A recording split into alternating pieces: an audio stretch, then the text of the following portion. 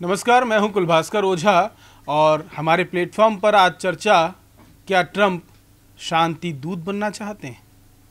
चर्चा इसलिए क्योंकि भारत पाकिस्तान का युद्ध होता है और ट्रंप बोलते हैं मैंने युद्ध रुकवा दिया। कारण हर बयान में अलग अलग। रूस यूक्रेन में युद्ध होता है, यूक्रेन को अमेरिका बुलाकर धमकाते हैं और युद्ध रुकवाने की बात करते हैं, हालांकि वो अभी तक रुका नहीं। ईरान इजराइल के बीच युद्ध हो रहा है और बयान फिर आ गया है कि ईरान इजराइल का युद्ध मैं रुकवाऊंगा। आखिर ट्रंप के इन बयानों के पीछे की रणनीति क्या है? वो ऐसे बयान दुनिया के सबसे शक्तिशाली देश के राष्ट्रपति ऐसे बयान किस आधार पर देते हैं? उनके पास पावर है, उनके पास वो क्षमता है, लेकिन इजराइल उनके दम पर ही ईरान पर अटैक कर रहा है, ये पूरी दुनिया को पता है। तो युद्ध रुकवाना तो उनके हाथ में है, लेकिन ऐसे बयान देकर वो साबित क्या करना चाहते हैं? क्या वो शांति दूत बनने की कोशिश कर रहे हैं या कुछ और रणनीति है इसके पीछे?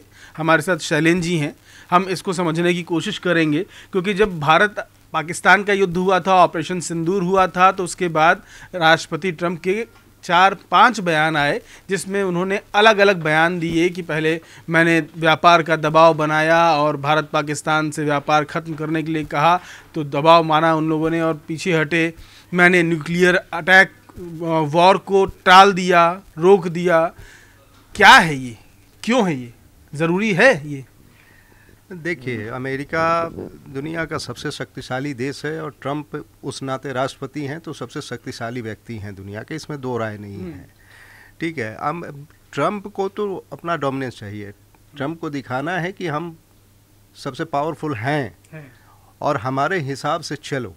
ठीक है, तो ट्रंप भारत पाकिस्तान के जब ऑपरेशन सिंदूर के बीच में जब उनका बयान आया तो भारत ने स्पष्ट रूप से डिनाई कर दिया, कहा कि नहीं नहीं, ये कोई किसी तीसरे पक्ष की कोई भूमिका नहीं है, गुंजाइश है। वो अब भी उस चीज़ का रट लगाए हुए हैं।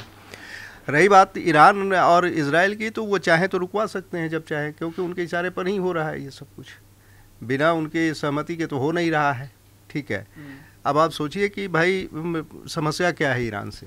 ईरान से समस्या इजराइल को ये और अमेरिका को है, उसका न्यूक्लियर जो प्लान है, उसका जो न्यूक्लियर बम बनाने की जो कार्यक्रम है, उसको लेकर के उनको एतराज़ है। इजराइल का कहना है कि भाई इससे हमारे लिए खतरा है। ठीक है, चूँकि ये इस्तेमाल हमारे अगेंस्ट में करेगा। दोनों के बीच बड़े तल्ख रिलेशन रहे हैं, खास करके फ़िलिस्तीन वाला मामला, गाजा वाला मामला सामने आने के, हमास पर अटैक के बाद तो और स्थिति ख़राब हो गई है। तो वो उनका दो चीज़ चाह रहे हैं वो दोनों। अमेरिका सोचिए कि समझौता कर रहा है, ऐसे समय में जब ईरान थोड़ा लिबरल होता दिख रहा था, उसने संकेत दिए थे कि भाई हमारे सैंक्शंस हटा लो तो हम परमाणु अपना जो कार्यक्रम है उसको बंद नहीं करेंगे, लेकिन हम बम नहीं बनाएंगे, हम लोग कल्याणकारी कामों के लिए इस परमाणु शक्ति का इस्तेमाल करेंगे। 5 राउंड की वार्ता हो चुकी थी, 6ठे राउंड की वार्ता होने के 2 दिन पहले अटैक हो गया। जब अमेरिका से वार्ता चल रही है तो बिना अमेरिका की सहमति के हो नहीं सकता है ये। दरअसल मुझे जो लगता है कि अमेरिका और इजराइल की दोनों की एक ही कोशिश है कि ईरान के न्यूक्लियर कैपेबिलिटी को जीरो पे ला देना, उसको एकदम ख़त्म कर देना। और दूसरा जो इनका पर्पस मुझे नज़र आता है वो ये चाहते हैं कि भाई यहाँ रेजिम चेंज हो जाए। इजराइल ख़ास तौर से चाहता है। तो रेजिम चेंज होने का मतलब ये है कि भाई वो चाहते हैं कि यहाँ कोई लिबरल सरकार आए, लेकिन उसका साइड इफ़ेक्ट भी है। अगर रेजिम चेंज हो जाता है तो जैसे कि बहुत लोग कहते हैं कि इराक में हुआ, चाहे ये क्या कहते हैं कि लीबिया में हुआ गद्दाफी के पतन के बाद, तो उसमें क्या है कि इंटरनल क्लैशेज बढ़ जाते हैं। 2 गुटों का जो है, 2 गुट 3 गुट 4 गुट का क्लैश बढ़ जाता है, तो इनस्टेबल हो जाता है स्टेट अंदर से। तो ये लोग ये सोच रहे हैं रेजिम चेंज का कुछ साइड इफेक्ट इनको ऑलरेडी झेलना पड़ेगा, तो कुल मिलाकर के ईरान की जो ताकत है उसको एकदम न्यूट्रलाइज कर देना, जीरो कर देना है उसको। क्योंकि उस पूरे आप क्षेत्र में देखिए तो ईरान इकलौता ऐसा देश है जो यूएस को चैलेंज कर रहा है। कभी सद्दाम हुसैन किया करते थे, पूरे इराक को तबाह कर दिया यूएस ने। ठीक है, आज इराक की क्या स्थिति है जाकर देख लीजिए। तो अब ईरान इकलौता ऐसा देश है जो यूएस को चैलेंज कर रहा है। तो चैलेंज कर रहा है तो ईरान की इस ताकत को ख़त्म कर देना है। तो उसी की सारी कवायद चल रही है। अब वो समझौता के लिए कह रहे हैं कि भाई मैं जो कह रहा हूँ उसको मानो, नहीं तो फिर तबाही झेलूँ। तो समझौता करा दूंगा का मतलब यह है कि हम जो कह रहे हैं वो मान लो तो समझौता हो जाएगा। ताकत है अमेरिका के पास, ठीक है। ईरान को जो सपोर्ट मिलता है, चाइना से जो सपोर्ट मिल रहा है, कभी अच्छा अब समय ऐसा नहीं है कि एक देश लड़ रहा है उसके पक्ष में दूसरा देश आकर के लड़ाई में शामिल हो जाए, ऐसा होता नहीं है। जियो पॉलिटिक्स अभी का जो है तो उसमें क्या है, रूस का भी उसको सपोर्ट तो हासिल है, रूस उधर यूक्रेन में भी फंसा हुआ है, खुद फंसा हुआ है। तो ईरान की स्थिति बहुत मुश्किल स्थिति में है ईरान को, और अब देखिए आगे क्या होता है। लेकिन मुझे लगता है कि वो मे भी रिजिम चेंज के बाद ये चीज़ शांत हो जाए तो ऐसा संभावना, एक संभावना ये दिखती है। ऐसे क्या होगा अभी कहना मुश्किल है। अच्छा, कहना अभी मुश्किल है कि क्या होगा युद्ध का परिणाम, लेकिन ट्रम्प को पता है कि वो रुकवा सकते हैं। वैसे मैं आपको बता दूं कि ईरान एक ऐसा देश है जहां पर सबसे पहले मुस्लिम महिलाओं ने मिनी स्कर्ट पहनना शुरू किया। पहलवी वंश का वहाँ शासन था और उस वंश को अमेरिका का सपोर्ट था। तो उस समय ईरान बहुत लिबरल हुआ करता था। इसके बाद खामनेई आए। खामनेई वो हैं जिन्होंने गद्दाफी से भी लड़ाई लड़ी और आज अमेरिका से भी लड़ाई लड़ रहे हैं। इतना लंबा शासन रहा इनका, और कहा जाता है कि खामनेई को रूस का सीधा सपोर्ट है। यानी ये लड़ाई अमेरिका और रूस की है। इजराइल तो केवल मोहरा है, ईरान तो केवल मोहरा है, वहाँ पर रूस का नियंत्रण है। ये बात अमेरिका को हजम नहीं हो रही और उस नियंत्रण को वो ख़त्म करना चाहते हैं। इसीलिए पहलवी वंश के जो प्रिंस वहाँ पे हैं, उनका नाम मैं भूल रहा हूँ, उनका स्टेटमेंट आया इस युद्ध के दौरान बीच में कि अब शासन पलटने का समय आ चुका है। तो इन बयानों के कई मतलब हैं और कई मायने हैं। जियोपॉलिटिक्स जो है वो अब वर्ल्ड ऑर्डर तय कर रही है। वर्ल्ड ऑर्डर का मतलब किसकी सत्ता, किसकी सरकार, कौन सा देश सबसे ऊपर रहेगा। क्योंकि आने वाले समय में जिस तरह से अर्थव्यवस्थाएं बदल रही हैं, भारत दुनिया का चौथा देश बन चुका है, तो ये वर्ल्ड ऑर्डर चेंज हो सकता है। कभी रूस हुआ करता था, फिर अमेरिका हुआ, ब्रिटेन हुआ, ये वर्ल्ड ऑर्डर चेंज होता रहा है और फिर चेंज होगा। तो ट्रम्प की समस्या ये है कि उनको अमेरिका को फर्स्ट बना के रखना है, और उस फर्स्ट को बनाए रखने के लिए वो बहुतों के साथ बहुत कुछ गलत और सही कर रहे हैं। अब इस गलत और सही के बीच में कहीं उनकी लकीर जो वो खींच रहे हैं वो कहीं अमेरिका को और पीछे ना धकेल दे, तो वो अभी बच कर चल रहे हैं। और बच कर चलने में एक तरफ पीछे से वो सपोर्ट करते हैं किसी देश का, और एक तरफ आगे से उस पर हमला करते हैं। अब मैं बेस्ट एग्जांपल दूं, पाकिस्तान। ऑपरेशन सिंदूर हुआ, अभी स्थगित हुआ है, ख़त्म नहीं हुआ है। शैलेंद्र जी और अच्छा उसको एक्सप्लेन करेंगे। ख़त्म नहीं हुआ है, अभी स्थगित हुआ है।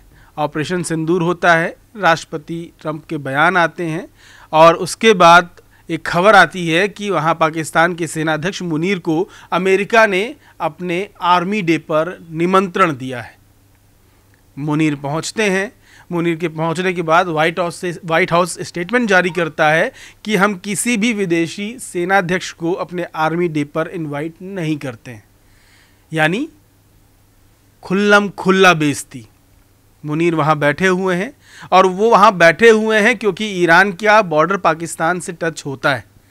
तो कुछ खेल और भी चल रहा है इस जियोपॉलिटिक्स में, और पाकिस्तान भी उसका मोहरा बन सकता है। और इसीलिए एक स्टेटमेंट, एक खबर अभी बीच में निकल के आई कि पाकिस्तान ईरान पर परमाणु हमला कर सकता है। सबको इस खबर ने चौंकाया। पाकिस्तान की सफाई भी आ गई कि भैया ऐसा कुछ नहीं कर रहा है पाकिस्तान। तो ये जो खिचड़ी पक रही है, इस खिचड़ी पकने में भारत बैकफुट पर क्यों आया, पाकिस्तान अब कहाँ फंस गया है, और पाकिस्तान का इस्तेमाल ट्रंप कैसे करने वाले हैं, क्योंकि F-16 उड़ रहा है पाकिस्तान की बॉर्डर पर, ईरान की वो कर रहा है, सर्विलांस कर रहा है। तो ये खेल चल रहा है। इस खेल को समझने के लिए या तो ये बहुत बड़ा, बहुत दूर तक जाएगा, जैसे रूस यूक्रेन खींच रहा है, युद्ध चल रहा है, और या तो इस पे फुल स्टॉप लगेगा। और अगर फुल स्टॉप लगा और अमेरिका की शर्तों पर लगा, तो समीकरण कुछ और बनेंगे इस पूरे हिस्से में। क्यों चलन जी, ऐसा लग रहा है? जी बिल्कुल लग रहा है। देखिए अभी इसमें क्या है ना कि अभी आपने कहा कि भाई ईरान से बॉर्डर लगता है पाकिस्तान का, और पाकिस्तान के F-16 ऐसी खबर आई है कि भाई वो ईरानी बॉर्डर पे उड़ान भर रहा है, तो माना जा रहा है कि भाई वो सर्विलांस कर रहा है, वो कुछ जासूसी कर रहा है और अमेरिका को इनपुट मुहैया करा रहा है। चूँकि इसराइल से तो पाकिस्तान, इसराइल का नाम तक लेना पाकिस्तान में लोग पसंद नहीं करते, न उनकी सरकार पसंद करती, न उनकी सेना पसंद करती, लेकिन अमेरिका को ना कहने की स्थिति नहीं है। अब ये देखिए ऑपरेशन सिंदूर जो होल्ड पे आया है, देखिए अभी थोड़ा समय बीतने दीजिए, असली बात तो अभी निकल के आई है, मुझे ऐसा लगता नहीं है। इस तरह का कोई भी घटनाक्रम होता है तो बहुत समय बाद एक्चुअल परिस्थिति के बारे में जानकारी हमें मिलती है कि क्यों होल्ड पे लिया गया। बहुत लोग ये भी कह रहे हैं कि कहीं इसलिए तो नहीं अमेरिका ने कहा कि भाई अभी थोड़ा रुको, क्योंकि उसको पाकिस्तान के एयर बेसेज का इस्तेमाल ज़रूरत पड़ सकती है हमें ईरान के ख़िलाफ़ करने की, तो सारे एयर बेस तबाह कर दोगे तो फिर वो इस्तेमाल कैसे होगा। एक चर्चा इस बात की भी हो रही है बहुत, ठीक है। तो इसीलिए कहा जा रहा है कि ऑपरेशन सिंदूर को ख़त्म नहीं किया, होल्ड पे डाल दिया, ठीक है। पीएम का इस्तेमाल कर ले पीएम। अब एक्चुअल बात क्या है, अब इस तरह की जो बातें हैं वो पब्लिक डोमेन में आती नहीं हैं। पब्लिक डोमेन में आती हैं जब समय काफ़ी बीत जाए। जैसे कारगिल वॉर की बहुत सारी बातें वर्षों बाद निकल के बाहर आने लगी, बहुत सारी चीज़ें पाकिस्तान ने भी एक्सेप्ट की, ठीक है। तो वहाँ के फॉर्मर प्राइम मिनिस्टर ने कहा कि हाँ हमने छुड़ा घोपा था, ठीक है। हाँ, तो हाँ। उस तरह की चीज़ें ऑपरेशन सिंदूर और ये ट्रंप का जो दावा इसको लेकर के भी निकलेगा, थोड़ा समय इंतज़ार करना पड़ेगा बाद में, क्योंकि इस तरह की चीज़ें तुरंत निकल के आती नहीं। और जो थिंक टैंक बैठा होता है ना, वो इतना स्ट्रेट फॉरवर्ड प्लान करता नहीं है जितना हम लोग बैठ के चर्चा में डिस्कस कर लेते हैं। तो जियोपॉलिटिक्स बड़ा कॉम्प्लिकेटेड इशू होता है, और कोई भी एक एक्शन किसी भी स्टेट का होता है तो उसके कई सारे डायमेंशंस होते हैं। अभी ईरान इतनी मुश्किल परिस्थिति में मुझे लग रहा है फंसा हुआ है। आप देखिए वो ईरान में कैपेबिलिटी है, जलडमरू मद है, वो वहाँ से गुजरने वाले जहाज़ों को वो रोक सकता है, डिस्टर्ब कर सकता है, जो ऑयल टैंकर्स हैं उस पर। अब उससे क्या होगा कि बहुत सारे देशों को जो सप्लाई होती है वहाँ बहुत महंगाई बढ़ेगी, असर बहुत पड़ेगा। और वही नहीं पड़ेगी, पूरे आपके देखिए कि पश्चिम एशिया में पूरा जो गल्फ़ कंट्रीज है वो सब की इकोनॉमी पे बहुत बुरा असर पड़ेगा, क्योंकि उनकी सप्लाई चेन डिस्टर्ब हो जाएगी। तो अब बहुत सारे जियोपॉलिटिक्स के जानकार ये भी मान रहे हैं कि अमेरिका प्रोवोक कर रहा है ईरान को कि तुम एक बार वो स्टेप उठा लो, और जैसे ही उठाओगे कॉज मिल जाएगा, उसके बाद में भी अमेरिका डायरेक्ट इन्वॉल्व हो जाएगा, नेस्तनाबूद कर देंगे तुम। तो उसकी कोशिश ये है कि भाई ईरान को ज़ीरो पे ला देना इस हैसियत में कि फिर इस रीजन में यूएस का विरोध करने वाला न रहे। आप जानते हैं कि वो पूरा रीजन जो है वो तेल का बड़ा खेल चलता है वहाँ, और इधर इसराइल थोड़ा निश्चिंत होना चाह रहा है। इसराइल को भी कुल मिलाकर के ईरान इकलौता ऐसा है जो पहले तो प्रॉक्सीज के जरिए मतलब ये काम करता था ईरान, लेकिन हिजबुल्लाह को तो लगभग ख़त्म कर दिया है इसराइल ने। हुतीस अभी तो बैठे हुए हैं, क्योंकि अमेरिका को तो वो टच नहीं करते हैं। बयान भी आया कि हमने ईरान के साथ मिलकर बैलिस्टिक मिसाइल दागी तो इसराइल पे। अब इसराइल को कहना है कि भाई इसका जो न्यूक्लियर प्रोग्राम है वो हमारे लिए है, ठीक है। और ईरान का ये कहना है कि भाई हम पे तुम जब चाहे सैंक्शन तो लगा दिए। ईरान का ये कहना है कि वो भी अकेला है, शिया मुल्क है, ठीक है ना। अभी तो पूरे मुस्लिम वर्ग की बात हो रही है, मुस्लिम मुल्क, लेकिन जब नॉर्मल सिचुएशन में होता है तो एक शिया सुन्नी का एक अलग मसला होता है। तो ईरान का ये कहना है कि हम न्यूक्लियर कैपेबिलिटी इसलिए हासिल करना चाह रहे हैं क्योंकि हमारे अगेंस्ट में जो भी एग्रेसिव एक्शन होगा उसमें डेटरेंस का काम करेगा ही। हम अपनी रक्षा के लिए ये काम करना चाहते हैं, लेकिन बीच बीच में धमकाते भी हैं इसराइल को, क्योंकि कट्टरपंथी शासन है वहाँ। तो इनका कुल मिला करके मुझे लग रहा है कि ये चीज़ है कि भाई एक तो इसकी जो सैन्य क्षमता है, इसकी जो न्यूक्लियर कैपेबिलिटी है, उसको एकदम नेस्तनाबूद कर दो। और रेजिम चेंज पर बहुत जोर है। मुझे लगता है कि बात जा कर के लड़ाई रुकेगी तो फिर वहीं तक जा कर के रुकेगी, या तो बातचीत के टेबल पर आकर के तुम हस्तांतरित करो उसको जिसको हम सपोर्ट अमेरिका चाह रहा है, और नहीं तो फिर हम जैसे सद्दाम का किया, दूसरों का किया, तो मे भी स्थिति उतना अगर एक्सेलेट करती, उतनी बिगड़ती है तो इसकी आशंका से भी आप इनकार नहीं कर सकते हैं। लेकिन मुझे लगता है कि अभी का जो समय है, हो सकता है बैक चैनल डिप्लोमेसी चल रही हो, चीज़ें टेबल पर सॉल्व हो जाए, इसकी संभावना से तो इनकार नहीं कर सकते हैं। वैसे मैं बता दूं कि ईरान ने कह भी दिया है कि परमाणु बम बनाने का उसका कोई इरादा नहीं है। ईरान के राष्ट्रपति का ये बयान भी आ चुका है, यानी ईरान बैकफुट पर है। ईरान केवल अपने अस्तित्व की लड़ाई लड़ रहा है इस समय, और अस्तित्व की लड़ाई इसलिए लड़नी पड़ रही है उसको क्योंकि उसके कुछ बयान, उसका कुछ समर्थन आतंकी संगठनों को बहुत महंगा पड़ रहा है उसको।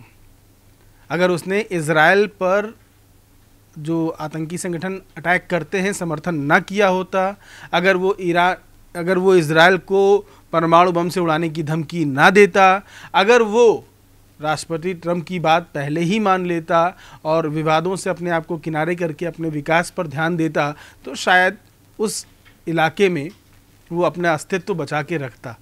लेकिन अब वो खतरे में है, और उस खतरे से कैसे निपटेगा वो, ये सवाल खामनेई के सामने और पूरे ईरान के सामने बहुत बड़ा है। अब ट्रंप किन शर्तों पे इस युद्ध को रुकवाएंगे, कब रुकवाएंगे, या ऐसे ही बयान देते रहेंगे और शांति दूत बनने की कोशिश करते रहेंगे, या जो हमने चर्चा की है इस पूरी रणनीति को ट्रंप जानते हैं और ट्रंप के हिसाब से ही सारी रणनीतियाँ बनी हैं, तो वो तय कर रहे हैं कि क्या कब करना है। आपको क्या लगता है, सब ट्रंप ही तय कर रहे हैं कि इसमें किसी और का भी कोई रोल है?